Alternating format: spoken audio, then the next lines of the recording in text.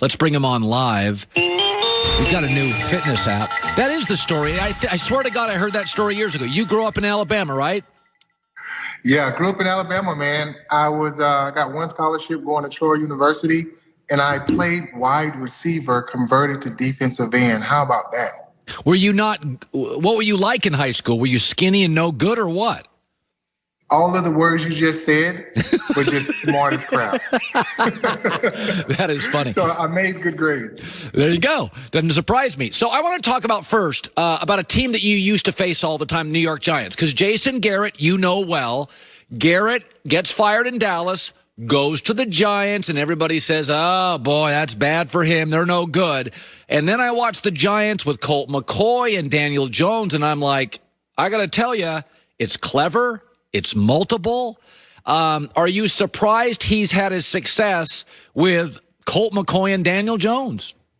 I'm not surprised because one thing that he always talks about in his motto is the team, the team, the team. I know that the pandemic was crazy, with McCarthy and him not being able to be there with the team, but I knew that Jason Garrett would communicate as much as possible over Zoom or whatever else virtual thing that they can get the team going to really build that character that the guys need to really propel them throughout the season. And you can see that they didn't start off as strong, but you can see week after week they're winning football games.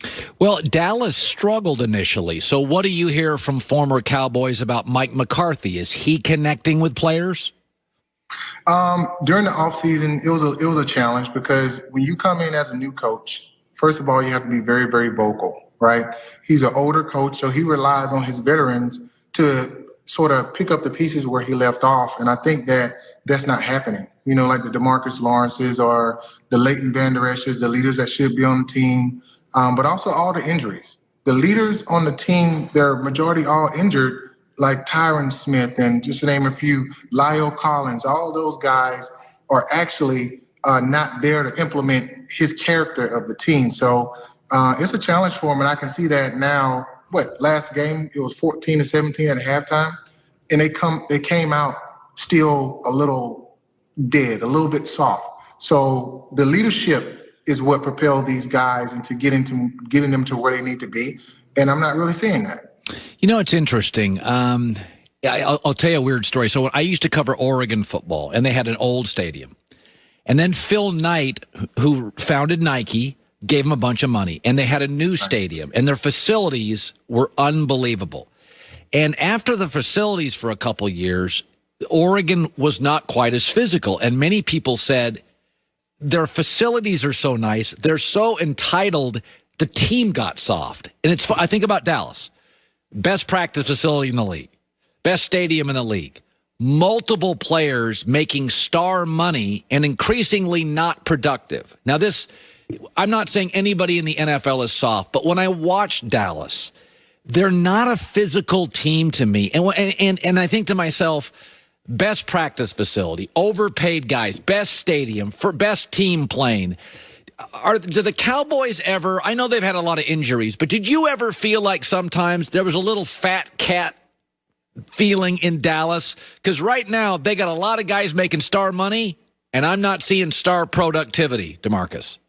When I played, I remember every team that we played, they said we walked out like we were gladiators, like we were monsters. They were like, they are so big. They are so intimidating, and we just run the plays that we want to run, and you got to own up to it, and you just got to take that, right? But now it's a different challenge to where you have a lot of the players that are there. Do they still have that gladiator mentality? Because if it's 14-17 at half, and I have an opportunity as a leader to now make a statement against the Ravens, I promise you we're not losing that football game because of who we are and what we stand for. And all of the injuries, all the battles that we've been through. Now, how can we prove everybody wrong with what we got, with what the leadership we have? And like, again, I said earlier, I'm not seeing a lot of that. I'm not seeing a lot of that grit, a lot of that thump in the trenches to where you see guys making those big hits. And like a play like this right here, I probably wouldn't even come on the football field if a quarterback ran through the middle of the defensive line like that. That should not be happening. Yeah. So the Cowboys have mostly been good, not great, over the last decade. So it's very doubtful they're going to have a top 5 draft pick again. So they're going to have a top 5 draft pick. This is rare air. Dallas generally doesn't draft top 3, 4. They did a few years ago to get Zeke, the Tony Romo injury year. So this is a prized pick. There are great quarterbacks. We know in the top 10, 15 picks, you're getting like, these are the best of the best. If you had that pick, they've got defensive issues. They don't need a wide receiver. That I know. They have O-line issues. There's some good quarterbacks. What would you do to start the rebuild, DeMarcus, for the Cowboys with that pick? If I'm giving up over 250 yards, like last game, over 150 yards a game, I would go and get an anchor in the middle of the defense, because obviously there's somebody that's not there, that's not anchoring, that's taking up 2 guys to where a Leighton and Jalen Smith can really move around and make plays. So I would go get a monster in the middle. If we're going to be running a hybrid type defense, there has to be a beast in the middle, the anchor, to now let everybody else loose, the DeMarcus Lawrences, the Alden Smiths, the Randy Gregorys of the world, so they can be effective. That would be the first thing I would get, somebody that's going to bring the thump, like I said, to the defensive line, but also that grit. Where's that gritty person, that person that's very vocal? I hadn't heard anything from anybody, but I just been seeing a lot of losses. Yeah. Let me ask you a question. Jalen Hurts is going to replace Carson Wentz. So when you're a player in a locker room and a quarterback is struggling and they put the backup in, do you feel bad for the starter? Do you question the coaching staff? How does it land for players? What's going to happen in Philadelphia? It was a time to where, let's say when Romo came in, and Drew Bledsoe went out, I was like, okay, well, you have Romo coming in.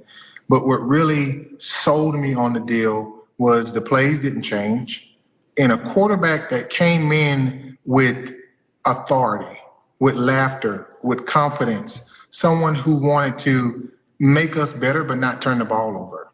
And sometimes you need that spark from the whole team of change. And then the guys corral around you a little bit, because week after week, if the same quarterback is doing the same thing, I'm going to start bickering a little bit and saying, hey, you can't be turning the ball over like this. We're not converting on third downs. Who else do we need to put in there to be the catalyst to keep us going? Yeah. I want to go back to McCarthy. Old school. You said old school, which leads me to believe you tend to be not a fan of old school. Do you think he should retain his job? Do you think he's the right voice for this roster? I think he's the right voice for the roster, but the thing is, you have to win these last football games and get the mentality of what it feels like to win. Going into next season, knowing that there's not going to be a crazy pandemic, you instill the character of what the McCarthy way with the Dallas Cowboys, and then you establish the leaders that need to lead, that's going to help you from an offensive and defensive standpoint to now make your motto stick. So I think he is the guy, but he never had a chance to really talk to a lot of the players in the offseason and still who he was and how he does things. And I think this offseason is going to be good for them if they win some football games. Right. By the way, you have a new fitness app. It's called DTW, Driven to Win. DTW. It's DeMarcus. D2W. What did I say? DTW? D2W. By the way, you have weights behind you. This is a silly question. So I'm not. I lift weights, but mostly just to keep in shape so I can eat more. At your most, D2W, at your most, what did you bench? I benched 425. Oh, God. Around about 425, squat about 600 when I was playing. But now it's all changed, man. I've gotten an opportunity to really give back, because when I retired, 3 back surgeries, 1 neck surgery, I didn't have an opportunity. That's why I retired. And then I came up with this app. I said I wanted to make my new locker room the weight room and motivate people through fitness. So for the last 2.5 years, I've been working my butt off with all the content in this app, but I wanted people to have the experience that NFL and athletes have. So that's why I added in 3D models, augmented reality, but also artificial intelligence that grows with you along the way. And this is for everybody, the beginner, meaning the first time someone ever goes and works out like you, right? You said That's you just work out just a little bit, all the way to the advanced athlete.